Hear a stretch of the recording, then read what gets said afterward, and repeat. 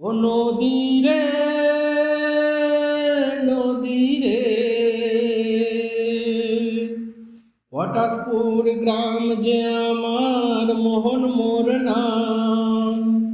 সারাদিন ঘুরে বেড়াই, কি আর আছে কাম। পটাশপুর গ্রাম যে আমার, মোহন মোর নাম।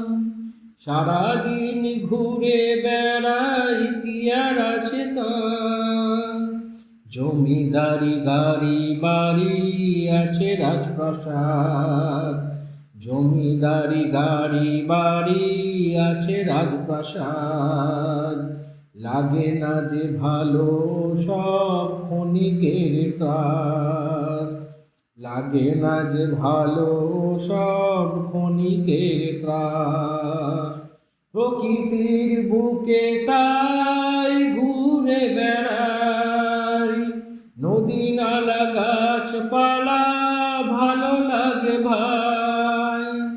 প্রকৃতির বুকে তাই ঘুরে বেড়াই, নদী নালা গাছপালা ভালো লাগে ভাই।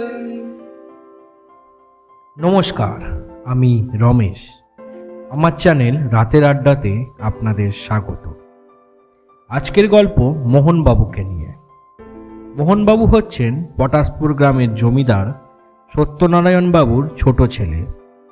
সে খুব সৎ, নিষ্ঠাবান ও ভাবুক প্রকৃতির মানুষ, যার কাছে জমিদারি বিষয় আশয় কোনো তাৎপর্যই রাখে না। সে সমাজের গরিব চাষি থেকে শুরু করে খেটে খাওয়া সমস্ত মানুষদের নিয়ে আনন্দে দিন কাটায়। কথায় কথায় গান গাওয়া তার একটা স্বভাব বলা যেতেই পারে। জমিদার সত্যনারায়ণের পটাশপুর গ্রামের অগাধ বিষয় সম্পত্তি, যা দেখাশোনা করে তার বড় ছেলে আদিত্য নারায়ণ। জমিদার সত্যনারায়ণের তার ছোট ছেলেকে নিয়ে সবসময় একটা তাচ্ছিল্যভাব থেকেই যেত, কেননা বিষয় আশয় জমিদারি সে কোনো কিছুই দেখাশোনা করতো না। প্রয়োজনে তার জমানো সম্পত্তি সে শেষ করত গরিব মানুষের সাহায্যে। আবার জমিদার সত্যনারায়ণের স্ত্রী সাবিত্রী দেবীর চোখের মণি ছিল মোহনবাবু। সাবিত্রী দেবী মোহনবাবুকে আটকাত জমিদার সত্যনারায়ণ বাবুর রাসের কোপ থেকে। চলুন শুরু করি আজকের গল্প ছোটবাবু। গল্প ভালো লাগলে লাইক ও সাবস্ক্রাইব করতে একদম ভুলবেন না। চলুন শুরু করি আজকের গল্প ছোটবাবু। গ্রাম বাংলার ছেলে আমি, মোহন মোর নাম। জমিদারে জমিদারিতে আমার কি কাম। গ্রাম বাংলার ছেলে আমি, মোহন মোর নাম। জমিদারে জমিদারিতে আমার কি কাম। চলল মোহন গান গাইতে গাইতে রাঙামাটির পথ ধরে। তা দেখে নিপেন কাকা বললেন, ও মোহন, চললে কোথায়? মোহন বলল, কোথায় আর যাব গো কাকা, চললাম তোমাদের জমিদারের তালপুকুর ধারের মাঠে। ভজা খবর দিল যে তার বাবাকে নাকি তোমাদের বড়বাবু তুলে নিয়ে গেছে মাঠে কাজ করতে। ভজার বাবার নাকি শরীর ভালো নয়, গায়ে নাকি প্রচুর জ্বর, তাই আমি যাচ্ছি ভজার বাবাকে ওখান থেকে আনতে। দীপেন কাকা বলল, সত্যি মোহন দাদাবাবু, তুমি আছো বলেই আজ আমরা প্রাণ খুলে নিঃশ্বাস নিতে পারি। মোহন বললেন, আরে কাকা চললাম, তোমার কথা শুনতে গেলে আজ আমার দেরি হয়ে যাবে। বলে মোহন চলল মাঠের দিকে। সেখানে গিয়ে দেখে ভজার বাবা কাঁপা কাঁপা হাতে আলু তুলছে।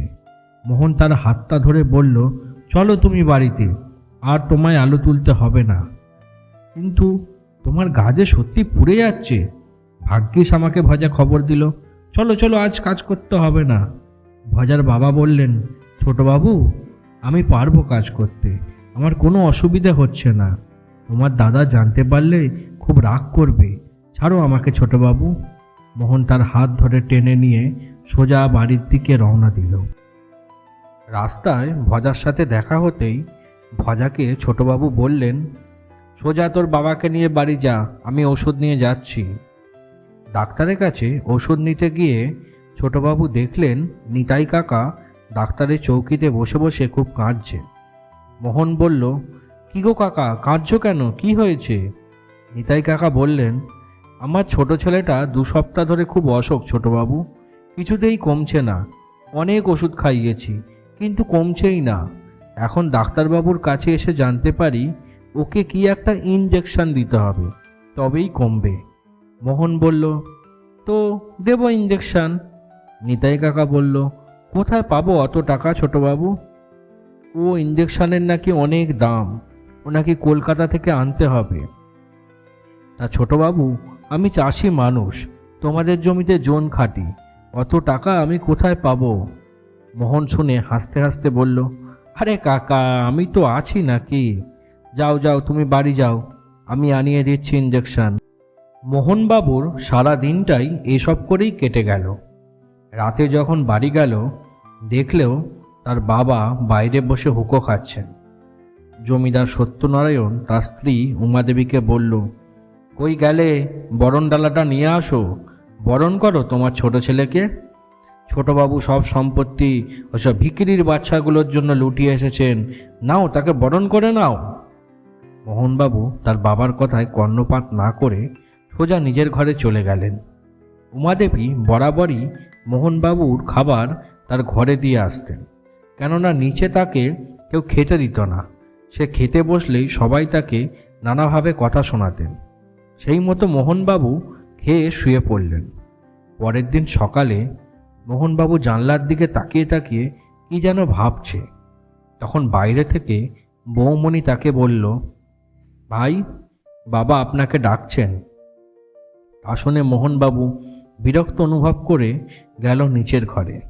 গিয়ে দেখল ঘরে তার বাবা, মা আর তার দাদা উপস্থিত। সত্যনারায়ণবাবু বললেন, আমরা তোমার জন্য মেয়ে দেখেছি, তোমার মায়ের কাছে মেয়ের ছবি আছে, দেখে নিও তোমার পছন্দ কিনা, তাহলে আমরা কথাবার্তা এগোবো। এইভাবে বাউন্ডেলের মতো তোমাকে চলতে দিলে হবে না। মোহন চুপচাপ কথাগুলো শুনল আর তার মায়ের দিকে তাকিয়ে রইল। মোহনবাবুর একটি প্রিয় বন্ধু ছিল ভজন। মোহনবাবু ভজনকে গিয়ে তার বাড়ির সমস্ত কথা জানালো। ভজনও বলল, সত্যি তোকে এবার বিয়ে করা উচিত, আর বাবার সম্পত্তি দেখাশোনা করা উচিত। মোহন বলল, তুইও তো দেখছি আমার বাবার দলে, চল ওসব ছাড়, শরৎ কাকার বাড়িতে যাই। আমি যখন আসছিলাম রাস্তা দিয়ে, তখন শুনলাম শরৎ কাকার মেয়ের নাকি এই বৈশাখে বিয়ে ঠিক হয়েছে। চল তো গিয়ে দেখি কি হয়েছে ব্যাপারটা। মোহন ও ভজন চলল শরৎ কাকার বাড়ির দিকে, রাঙামাটির পথ ধরে। দুপাশে পলাশের ডালি সাজিয়ে প্রকৃতি যেন তাকে স্বাগত জানাচ্ছে। আকাশের মেঠো রোদ্দুরও তার সাথে যেন তাল মিলিয়েছে। গ্রামের চাষিরা মাঠে সারি বেঁধে আলুর বস্তা সাজিয়ে রেখেছে। শরৎ কাকার বাড়িতে ঢুকতে গিয়ে দেখল শরৎ কাকা ও কাকিমা টিনের ট্যাঙ্কটা খুলে কি যেন খুঁজছে। মোহনকে দেখে কাকিমা বললেন, আরে ছোট দাদাবাবু, আসুন আসুন। মোহন কাকার দিকে তাকিয়ে বললেন, তা কাকা, তোমরা সকাল সকাল কী সব খুঁজছো? কাকা বললেন, তোমাকে বলা হয়নি ছোটবাবু, আমার মেয়ে চুমকির বিয়ে ঠিক হয়েছে বৈশাখ মাসে। হাতে তো একদম সময় কম, তাই দেখছি কী সব জমানো আছে। ছোটবাবু বললেন, সে ঠিক আছে, খোঁজো তোমরা, কিন্তু আমি আমার বোনের বিয়েতে খাওয়া দাওয়া থেকে শুরু করে সমস্ত খরচাই বহন করব। কাকিমা বললেন, তা কী করে হয় ছোটবাবু? আপনার বাবা জানতে পারলে খুব রাগ করবে। মোহন বলল, ওসব ছাড়ো আমার উপর। আচ্ছা, আজ তাহলে উঠি কাকা, আমি আবার পরে আসব। চল ভজন চল। এই বলে মোহন শরৎ কাকার বাড়ি থেকে বের হলো। চৈত্রের শেষে ঝাঁপচড়কের বাজনা বাজিয়ে বাংলার পয়লা বৈশাখের আগমন ঘটল। গ্রাম যেন এক নতুন সাজে সেজে উঠল। এদিকে শরৎ কাকার মেয়ের বিয়ের দিনও সামনে চলে এলো।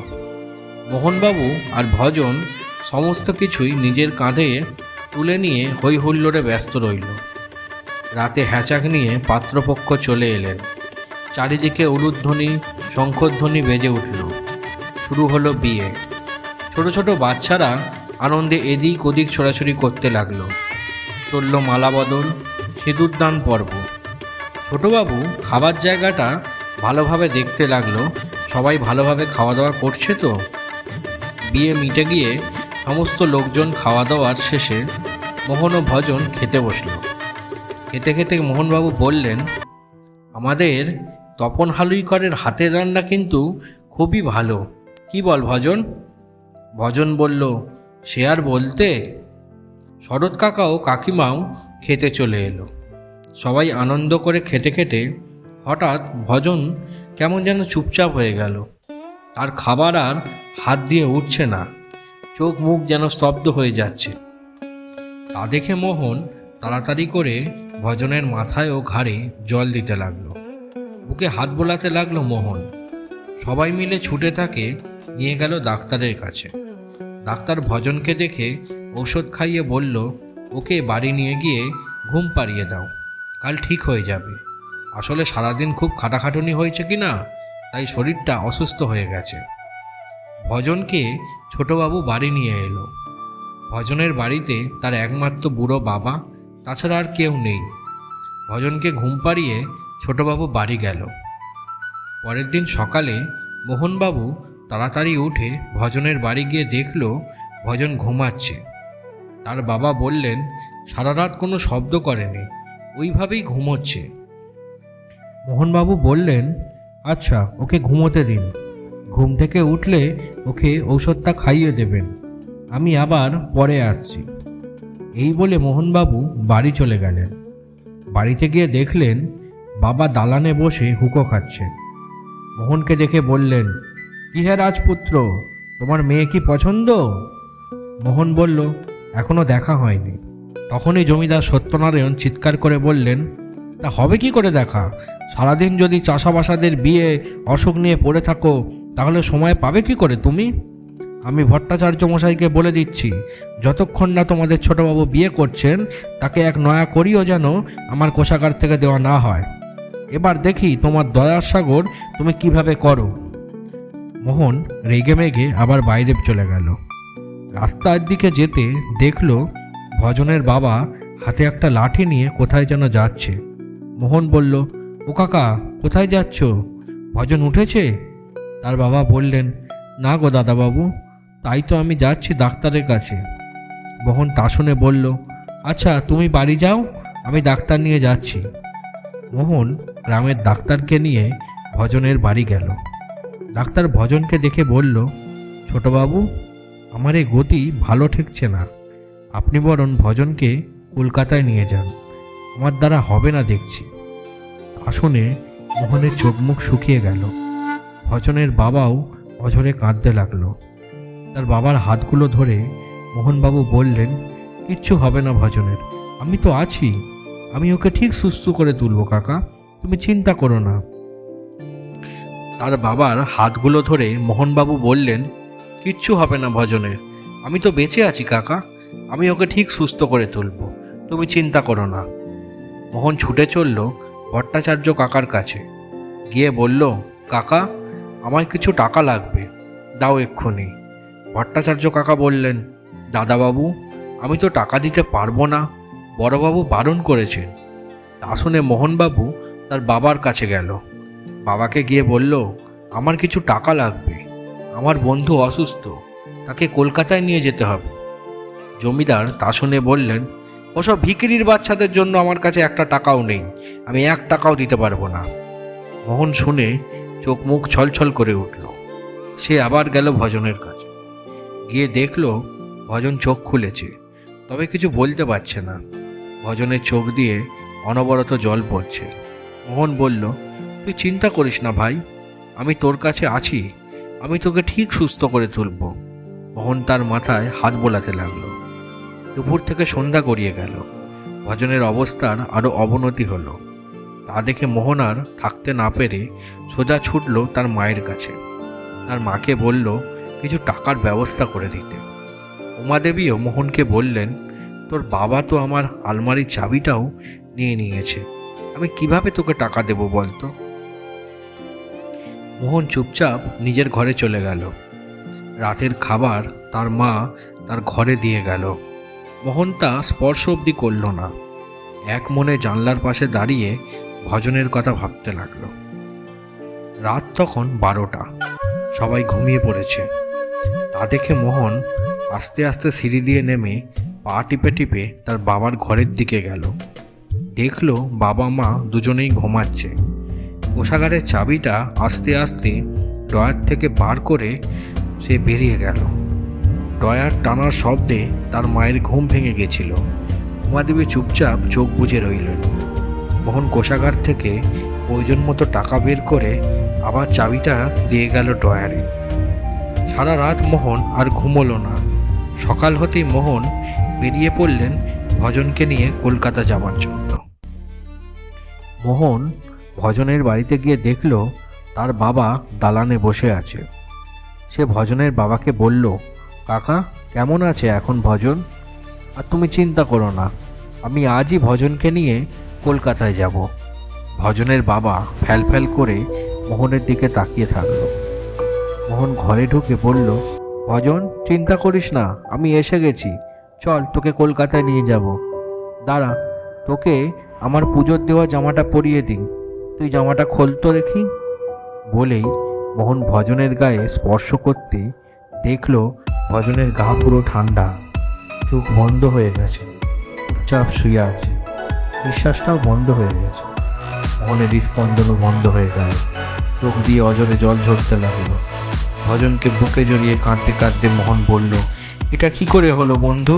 আমি তোকে ছাড়া কি করে থাকবো? গ্রামে ভজনের কথা ছড়িয়ে পড়ল। দলে দলে লোক ভজনের বাড়িতে এলো। মোহন নিস্তব্ধ হয়ে ভজনের মাথায় হাত মোলাতে লাগলো। হেরে গেলেন ছোটবাবু, এবারের মতো হেরে গেলেন।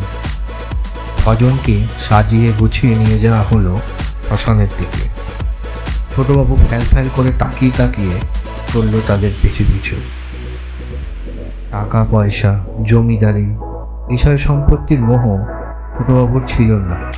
ছোটবাবু ছিলেন গ্রামের গরিবের ভগবান। আজ তার বন্ধু, আজ আর নেই। কিন্তু আজও ছোটবাবু সবার মাঝে বন্ধুকে খুঁজে বেড়ায়।